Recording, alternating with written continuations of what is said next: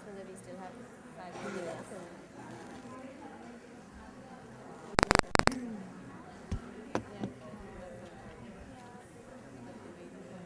Beach. We can pretend we're at the beach. And there's a cool breeze coming.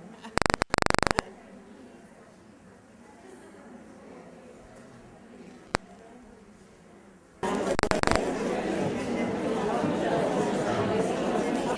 can see that it's a full house. We have two people sitting outside the window and still participating. On behalf of the Congress Committee, I'd like to thank Dr. Jean Miller for sharing her valuable experience and knowledge of the 6 to 12 course. She was my trainer in Chennai. She's also been she just completed her training in Australia, and she's currently doing one in Dallas. She's director of training in all 3 places, and the Australia one just got done. She has a special love for music, which our group was lucky enough to experience. We've got like wonderful information and experience of music in her class, and now she's sharing all that she knows with you. The topic of this lecture is the child from 6 to 12. I will refer to this as the elementary age rather than the primary, because where I live, primary means 3 to 6-year-olds, and in different parts of the world that's what it means, but mostly people say primary for 6 to 12. But I get confused if I use primary, so I'm calling it elementary for second plane children. Dr. Montessori's observations of children showed her that children had very different behaviors and very different needs during different stages of their development. She divided the ages from birth to age 24 into 4 planes of development, each lasting about 6 years. While each stage was different, Dr. Montessori saw life as a continuum, each stage evolving from the preceding and preparing for the next stage. Now, can you understand my English pronunciation? Yes. Do I need the microphone? No. Montessori for the 6 to 12-year-old elementary child rests on the base or foundation prepared in the Children's House for 3 to 6-year-olds, where the child's inquiring mind gathered names and facts.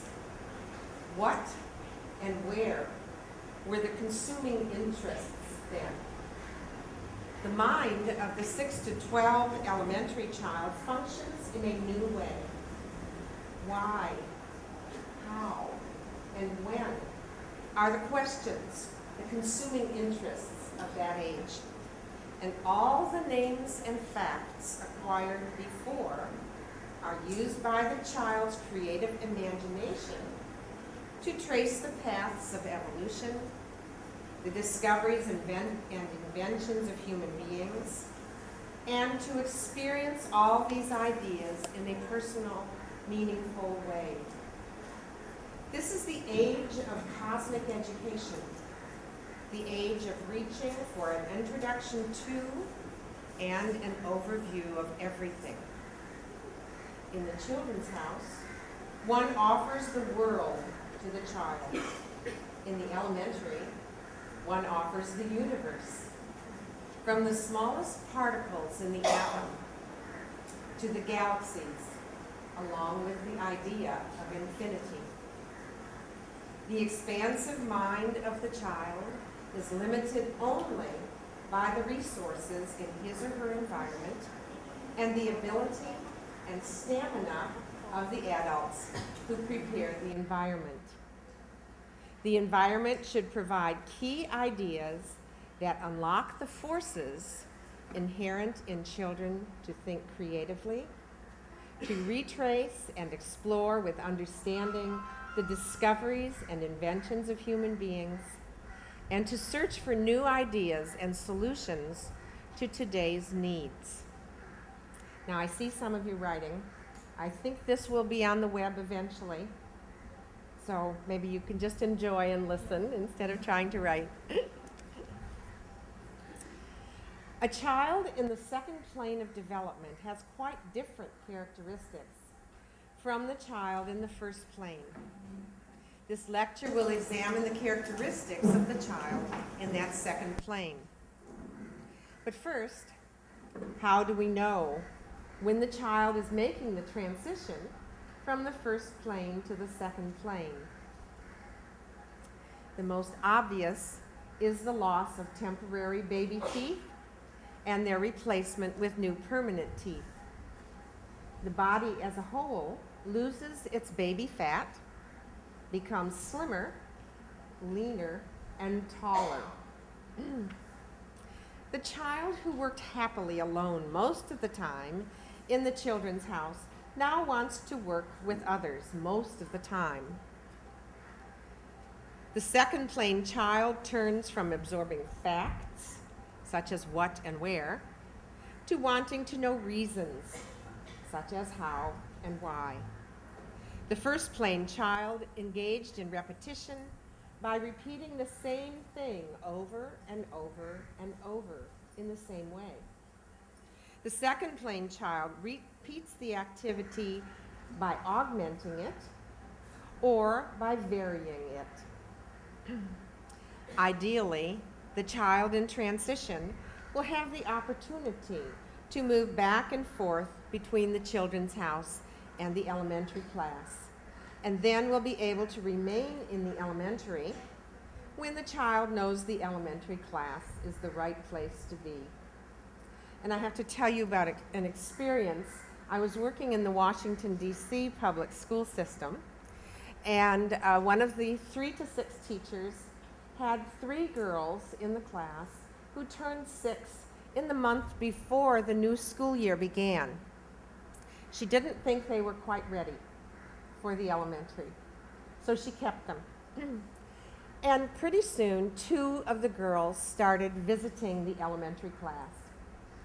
And their visits got more frequent and longer until one day, as she was watching them come into the classroom in the morning, they were going to put their lunchbox, their tiffin, into their cubby and hang up their jackets. And they just looked at each other and said, nah. And they took everything and went into the elementary room.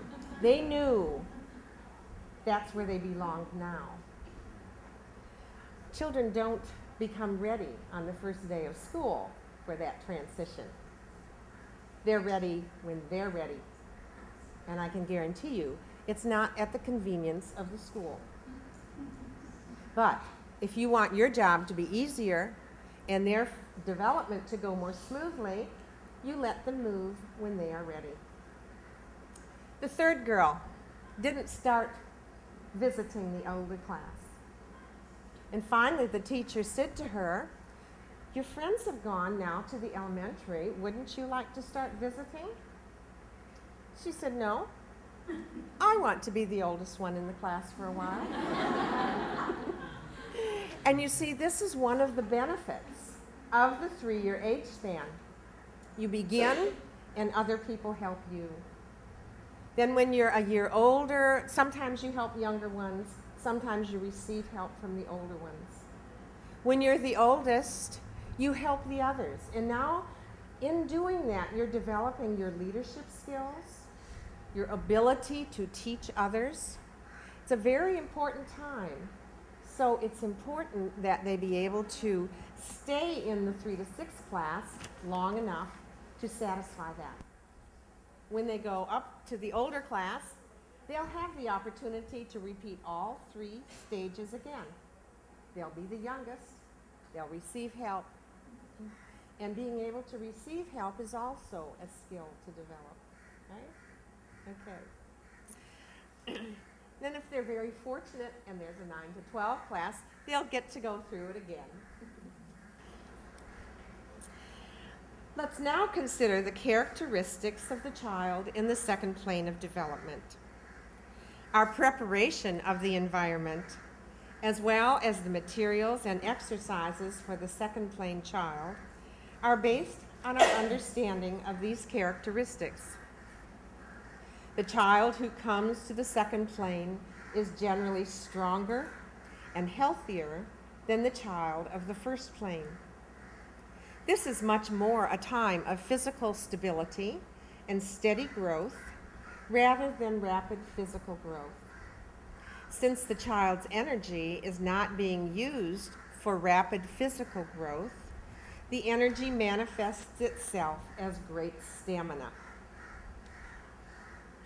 This stronger, healthier child is more venturesome and daring, ready to go out and try physically challenging things.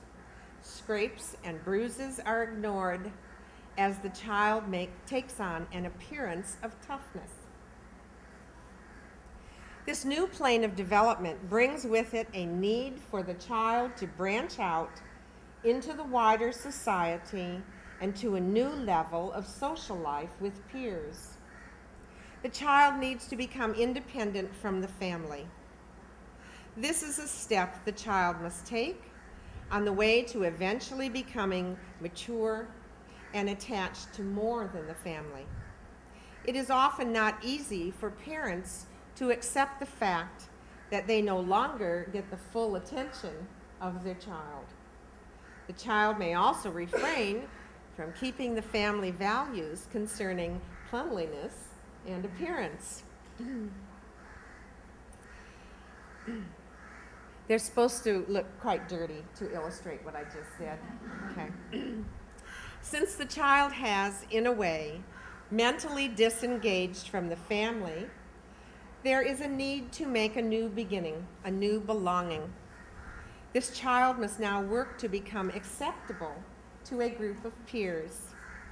One way to identify with peers and make oneself acceptable is to dress like them. So here we have t-shirts and knee-length shorts.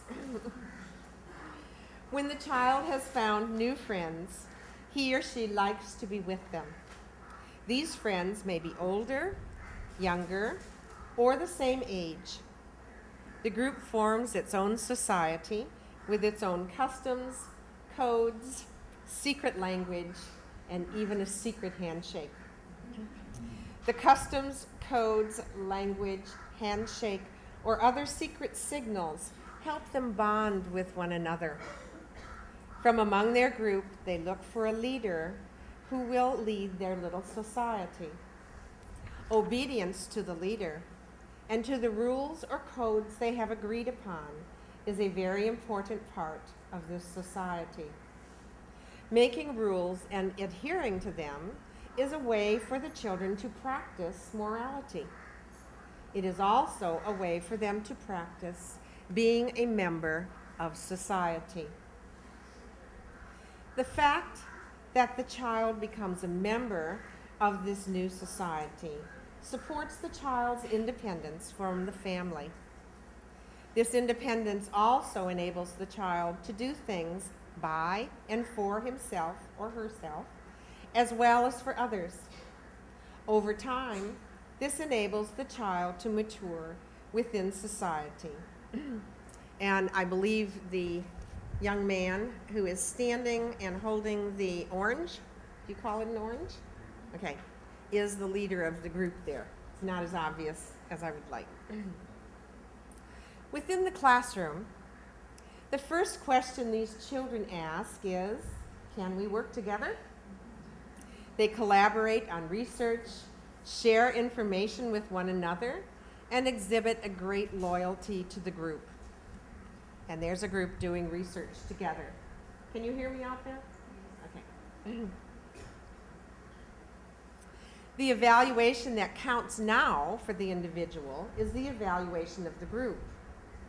The standard of evaluation is the standard of acceptance of the group.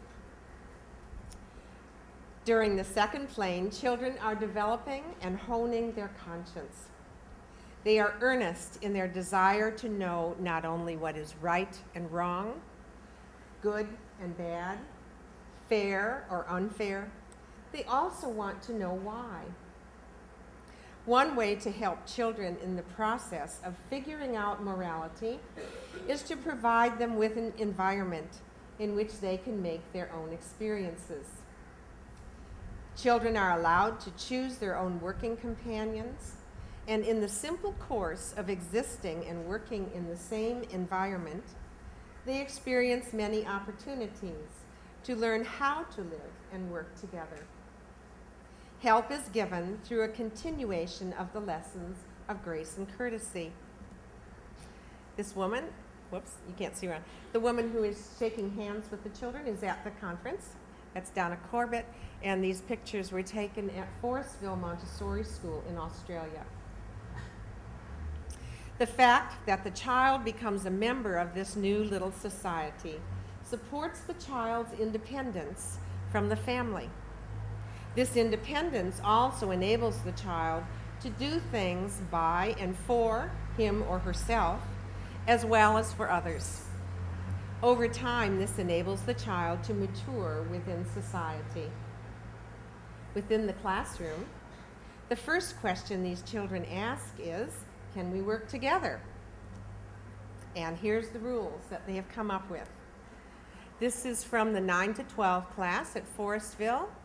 It says, be truthful and honest, be respectful in your speaking and actions, respect everyone's personal space, take care of the environment, be kind to others, take care of your or other people's belongings, handle the materials with care, share, and be fair. Poet got involved there. Always put the books back, listen to the teachers, walk in the classroom. And the chart below, it looks as if it's the children's signatures on there. Must be for when they've done their job.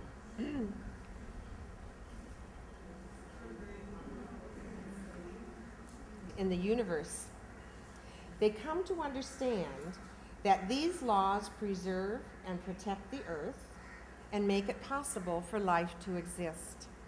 This understanding helps them to see laws as good things rather than as bad. As the children develop their sense of morality, they also develop gratitude for the work nature has done to develop the earth. And they develop a sense of gratitude for the human beings who developed civilizations with laws that enabled them to live together. They will eventually see that we have learned from the laws of previous civilizations and have established our own set of laws that govern our society today. The children often develop a deep sense of justice along with compassion for weaker and younger children or people in general who are in need of help.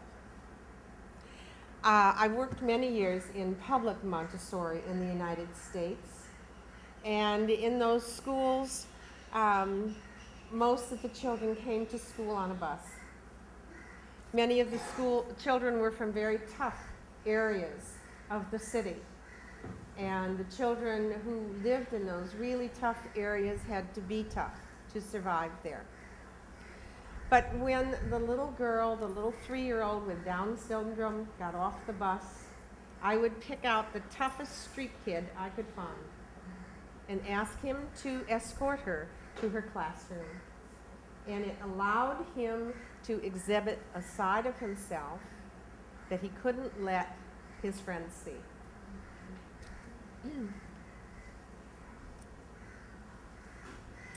Dr. Montessori gave great importance to the imagination of children in the second plane of development. The children can take in all aspects of life through their imagination, assisted by their intelligence at this age. First plane children explore through their senses, but second plane children explore images of things and relationships among things by using their imagination. Our environment provides great stories, charts, and experiments that give the children more and more images that their imaginations can use.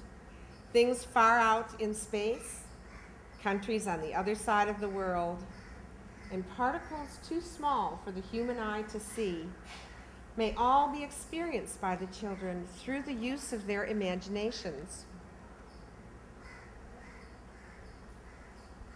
Here's a timeline of life, and it has pictures of things that began in the ocean and shows the development of some up to a peak, died out. Another one up to a peak and then just continued on till today. It's quite an interesting chart. It isn't necessarily in the right proportion. We know now that the fish, which you see way over on the right side, did come earlier. We were having an elementary conference one time, and I went to the Cleveland Museum of Natural History. It was in the same slides that David was just showing, to talk to the staff about getting the proper dates for everything on the timeline. And they knew me because my children and I went to take classes together there at the museum. And they said to me, "Will you relax, lady? These dates change every week. We move something a few million years back and we move something else a few million years forward. It's the order of the development that is important." Dr. Montessori said, "It is along this path of the higher realities which can be grasped by imagination that the child is led between the ages of 6 to 12. Imaginative vision is quite different from mere perception of an object, for it has no limits. Not only can imagination travel through infinite space, but also through infinite time. We can go backwards through the epochs and have the vision of the earth as it was, with the creatures that inhabited it. To make it clear whether or not a child has understood, we should see whether he can form a vision of it within the mind, whether he has gone beyond the level of mere understanding." That's from To Educate the Human Potential. So is this next one. Human consciousness came into the world as a flaming ball of imagination. Everything invented by man, physical or mental, is the fruit of someone's imagination. In the study of history and geography, we are helpless without imagination. And when we propose to introduce the universe to the child, what but imagination can be of use to us? I consider it a crime to present such subjects as may be noble and creative aids to the imaginative faculty in such a manner as to deny its use. And on the other hand, to require the child to memorize that which he has not been able to visualize. These subjects must be presented so as to touch the imagination of the child and make him enthusiastic, and then add fuel to the burning fire that has been lit. The secret of good teaching is to regard the child's intelligence as a fertile field in which seeds may be sown, to grow under the heat of flaming imagination. Our aim, therefore, is not merely to make the child understand, and still less to force him to memorize, but so to touch his imagination as to enthuse him to his inmost core. We do not want complacent students, but eager ones. We seek to sow life in the child rather than theories, to help him in his growth, mental and emotional as well as physical. And for that we must offer grand and lofty ideas to the human mind, which we find ever ready to receive them, demanding more and more. It's also from To Educate the Human Potential. I see a few of my students here that are very familiar with those. Hero worship. Children of this age have a love of the extraordinary. The unusual and the extraordinary intrigue them. Heroes or heroines are unusual people who stand out because of their courage, strength, achievements, or their persistence in pursuing a goal, no matter what hardships must be faced. Children want to be like that. Heroes and heroines inspire children to stretch themselves, to better themselves in some way. Heroes and heroines serve as models of behavior for the children to copy. We can support this hero worship of the children by telling stories of persons, what a person has done, what service he or she has given, what characteristics this person possessed. This may inspire a sense of gratitude in the children and may show the way for them to offer service to humanity. Now I'm going to talk about developing the intellect. So here's a series of slides on the powers of numbers. And this is the material from Nienhuis. There's one cube there. It's hard to see because it's taken from the top down, but it is a cube. And it's 2 to the 0 power. When we double that, we now have 2 to the first power. See, there's 2 cubes there. If it were the third power, if it were the power of 3, we'd have to have 3 cubes there. We doubled it again, and now it's 2 to the second power. That's a square. We double it again by putting a square the same size as the previous pieces all together, and we now have 2 to the third power. So it's a cube again. And we add the same amount to the back. That's the same size as the entire front piece. And that's 2 to the fourth power. And we add that much again, and it's 2 to the fifth power. And the whole thing added to itself again, and it's 2 to the sixth power. Isn't that nice? Yeah. And if you can imagine the first cube as a point, it goes from point to a line to a square, and then to a cube, to a line, to a square, and then cube, line, square, and it goes to infinity. Yes. And that's our base 10 number system. During the second plane of development, children are gradually developing the great power of their intellect. This is the most receptive time in their lives for intellectual learning.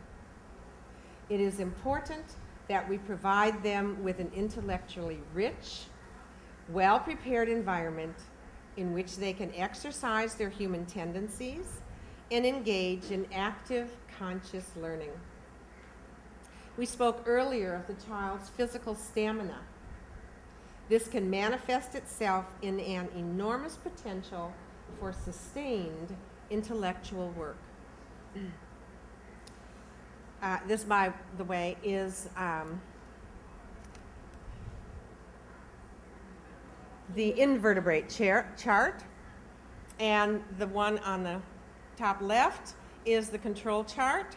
You can see on this one it just has the pictures, but blank spaces for the words to go, and the words are all there on the rug behind the child's foot. So he will match those labels, hopefully, to the right pictures.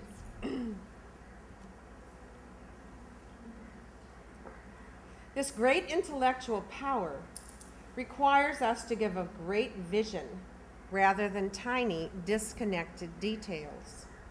Remember Dr. Montessori's words about offering grand and lofty ideas to the human mind. She also said, knowledge can best be given when there is eagerness to learn, so this is the period when the seed of everything can be sown. The child's mind being like a fertile field, ready to receive what will germinate into culture. If asked how many seeds may be sown, her answer is, as many as possible. Again, from To Educate the Human Potential. We give the children opportunities to carry out their own thinking and reasoning independently. They love ideas. They savor the times when they can talk about ideas. This talk is important because it helps them to develop their reasoning minds. For this reason, the elementary classroom is not silent. They must talk. That's part of the way they develop their reasoning mind. Those reasoning minds want to know the reasons for things. Why is like this like this? How did this happen? They may pick out a particular phenomenon and investigate the causes for it. They want to know the why and the how of the functioning of things and people. When children encounter classification schemes, that is, a set of information organized in a way that reveals the relationships of the different categories within the scheme, they are no longer satisfied with mere facts. They want to know why, how, and how the information is organized the way it is. Their reasoning minds become the basis for their scientific investigations. The materials and exercises we provide help them to build a solid, conceptual order, and the classification materials help them to construct a mental order.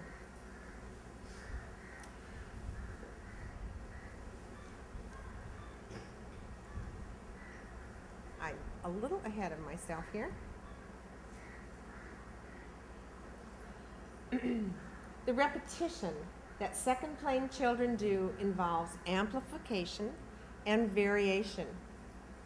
As we make all these offerings to the children, we must always remember to allow them to make their own leaps in their intellectual endeavors. We also design the materials so every possible thing is not there. We must leave them something for them to discover. If we give them everything and take away the opportunity to do research and find out things for themselves, we cripple them. We keep them dependent on us. Typically, if a child in my classroom had asked me a question where I did not know the answer, and there were plenty I didn't know the answer to, I would say, well, I don't know, but you might look that up in this particular book. And when you find out, will you tell me, please? Because I'd like to know. What have I done? I turned the child into my teacher. It's a way to help them become confident. Yes, I can tell other people too. I can learn things and share with others.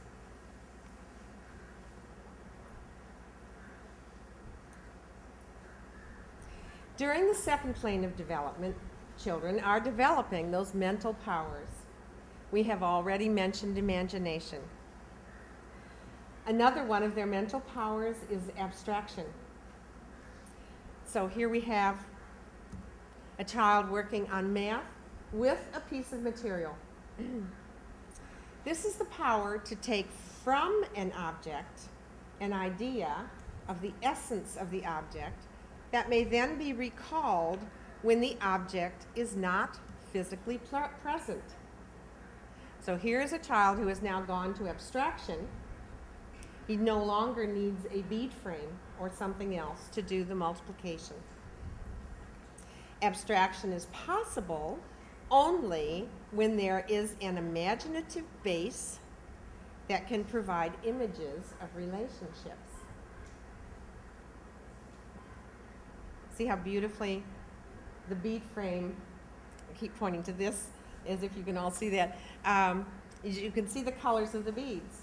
Green stands for units, blue for tens, red for hundreds, and on the next set, they're units of thousands, tens of thousands, right? And that keeps going to infinity, right?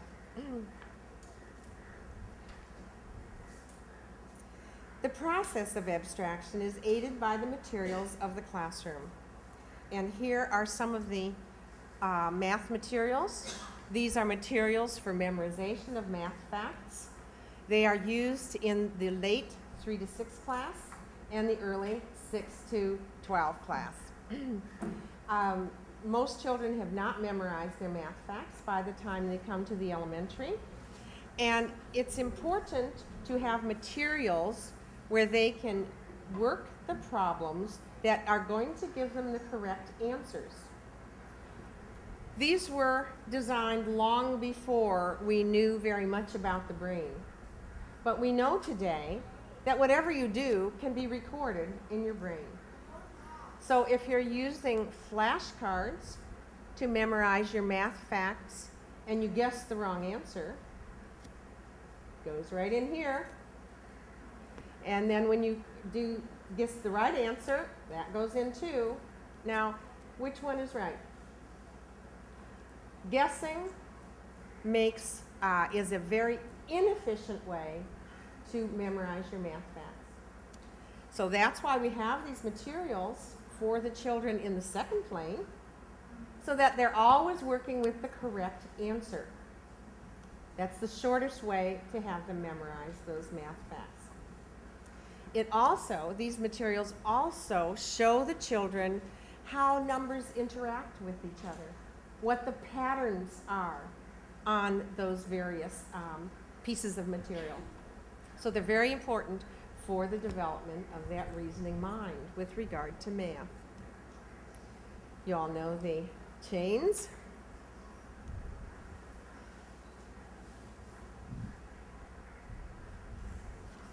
Okay. This woman is at the conference too. You might identify her. Pardon? Jenna. Yes.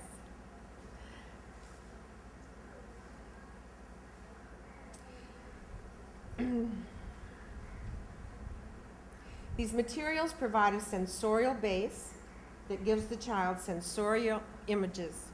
Manipulation of those materials in the way demonstrated by the teacher enables children to work until the concepts inherent in the materials are discovered. Since children are interested in the relationships of things, they need names, definitions, and classification schemes.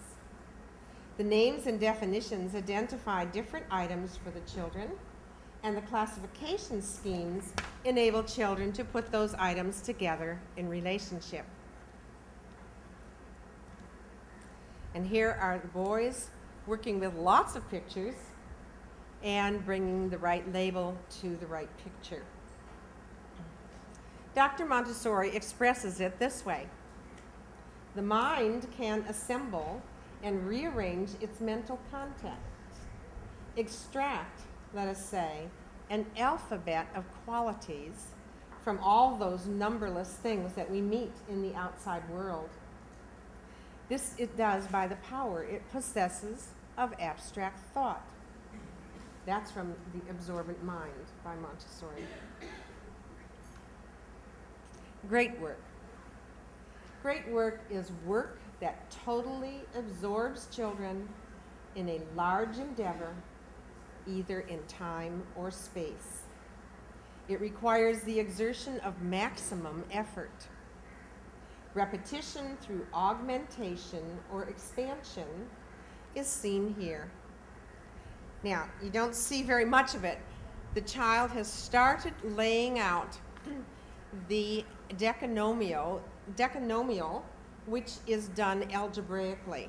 So I don't know if you can see the little tiny square in the corner in the right would say a squared. And then the very next one to its right would be a times b, then a times c, and then she would lay out a times d, a times e, etc. And in these 10 envelopes are only the ones for going through the first 10 letters of the alphabet. As children like to augment and make things bigger, some of them will go on to square the whole alphabet. In my experience, the one thing that generally happened when children understood how to divide with a one-digit divisor abstractly. They would start working on squared paper, and they'd make the problem bigger and bigger by just adding more and more sheets of paper until they had an array that was at least this big. Did it matter if it was right? No, because they were working on process. Being correct is what they learn with the memorization of the math facts. And when they are ready, they put process and facts together themselves.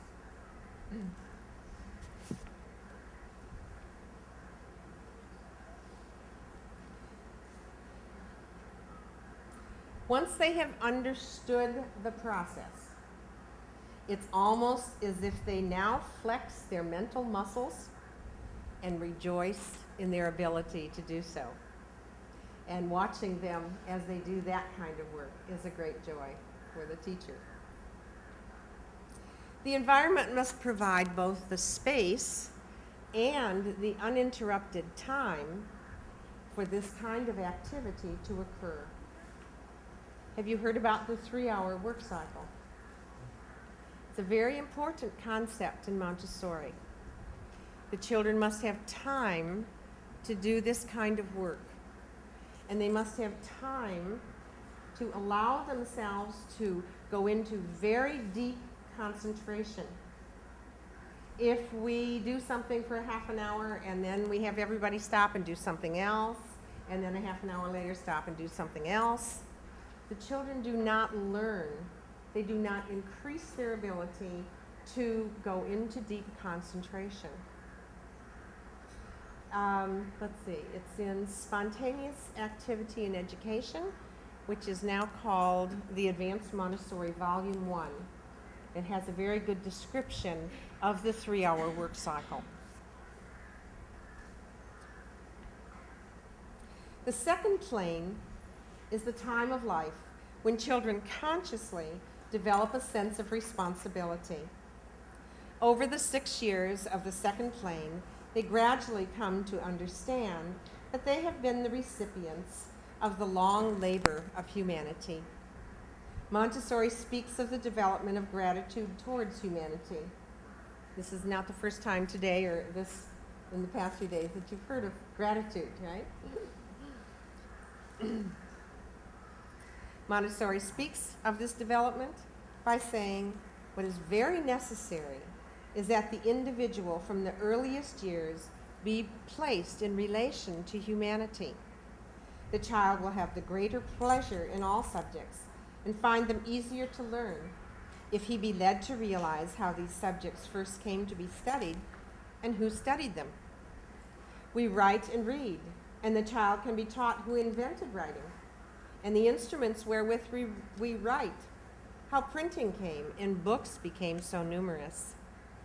Each achievement has come by the sacrifice of someone now dead. Every map speaks eloquently of the work of explorers and pioneers who underwent hardships and trials to find new places, rivers, and lakes, and to make the world greater and richer for our dwelling. As children become more and more conscious of all the gifts they have received from humanity, they develop gratitude and a sense of responsibility that can manifest itself in relation to both the care of the earth and to the care of people on the earth.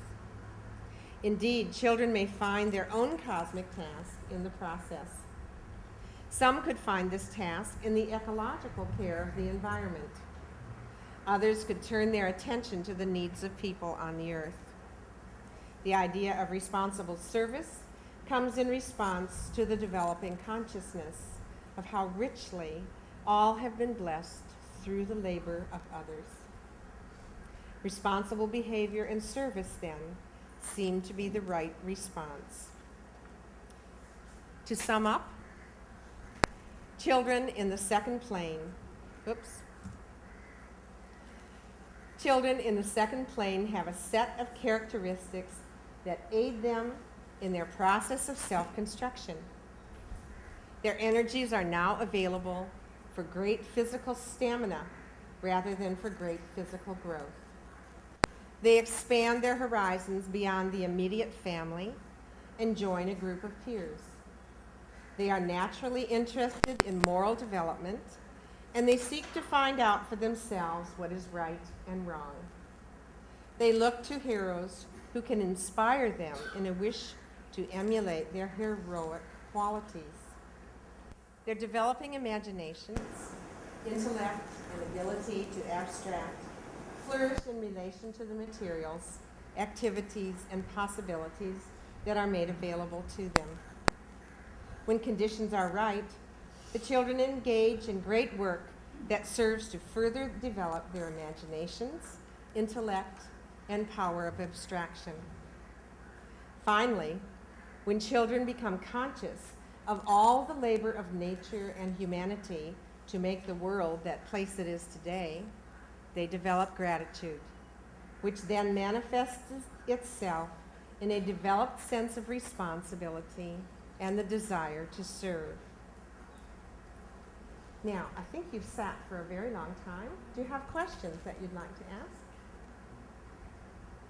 I find is it people stop that they also tends to get excuse me. Yes, and you have to be careful about that. And one of the ways that you do that is because you have at least a 3-year age span in your elementary class, you can have either 6 to 9, 9 to 12, or 6 to 10, 6 to 11, 6 to 12, whatever configuration you want here, but a minimum of 3 years. You group the children according to the kind of lesson you're going to give. If it doesn't matter that if there are no prerequisites, then you can group some of the younger children with some of the older children. You can group some children who are really, really interested in this subject with some who are not very interested in it. And they can catch the interest of the others. If it is something that needs prerequisites, and usually in math, in some of the language things, certainly in some of the geometry things, then you have to put children together who are at about the same achievement level. Now notice I didn't say they were about the same age level. It's achievement level. The beauty of Montessori is that every child can progress at their own rate. The little girl who really taught me this the most, Erica was her name. She was a young 6-year-old, and in my class of 6 to 10-year-olds, she went to all the math and geometry lessons with the 9 and 10-year-olds, because that's where she was. If I had kept her in a little box that said 6 years old, she would have been bored out of her mind, and she would not have progressed at the rate at which she is capable of progressing. So the beauty of Montessori is that you can treat children as individuals and group them when there are prerequisites with other children who are at the same approximate place in their development in math. Now, she wasn't in that same place in development in the language and the biology. So then she was with children who were closer to her age. But you have to keep really good records and be very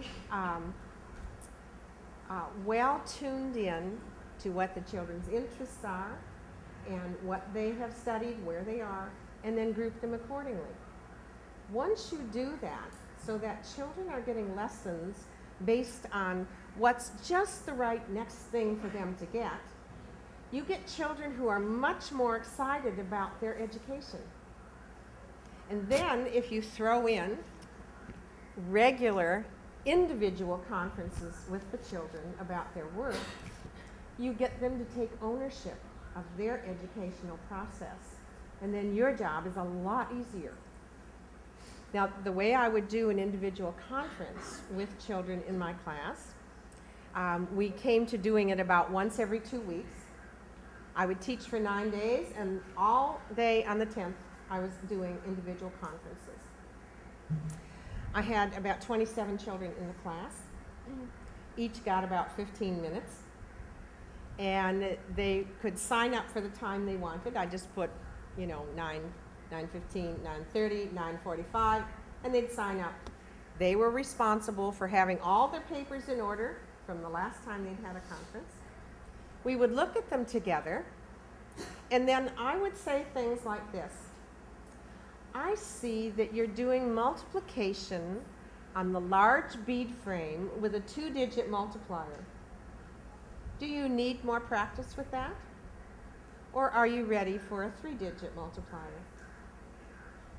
By the 3rd conference of the school year, every child can answer that kind of question correctly. Because if they said, they're ready for the next one, I'd give them the next lesson, even if I knew they were not ready. Because then they could see for themselves that they were not ready. And they learned how to judge when they knew something and were ready to go on, or when they needed more practice. In the conference, the last question was always, is there a lesson you would like to have that we have not talked about? That's a very important question, because in that question, it gives them the feeling that, education isn't just something that somebody else does to me. I can make some decisions here. And once again, you have them feeling more an ownership of their education.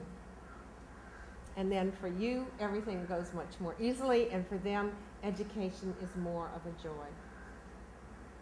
All right. How are we doing for time? Okay, I would like to give you a little commercial message. I've just finished the first elementary course here in India that was given by AMI since Montessori was here, and we are hoping to do another one. Wow. If you have any interest, thank you. If you have any interest, you can sign on here your name and email address, and we'll see that you get information. Pardon? Okay, the duration. The duration. The foundation course that covers some of the 3 to 6 materials that you need to know about so you don't start elementary in midair would probably be held in July, August. And then we would begin the elementary course at the end of August or beginning of September. It would go from September through March. And then, because it's too hot for me to work, I don't know, we stop for your regular holiday. But then I have an obligation to be in Dallas with that course in June, July, August. As soon as that's over, I would come back, and from September to December, we would complete the course. Can you repeat what next year? Starting this summer.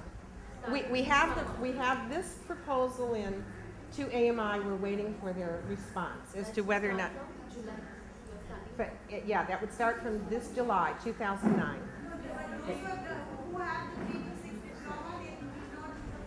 They do not need to do the foundation course, but they may come and review that knowledge. It's a lovely review for them. Yes. It also gets them a little bit into the swing of, the course. It would begin in July, and it would go till March, and then it would be again in September to December. Yeah. That's 2010. Yeah. We would like to sincerely thank Jean for this wonderful lecture.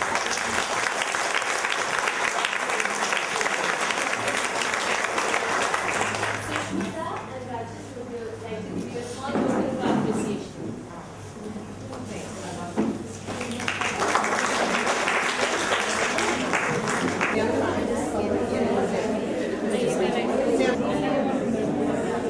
Oh, yeah, okay.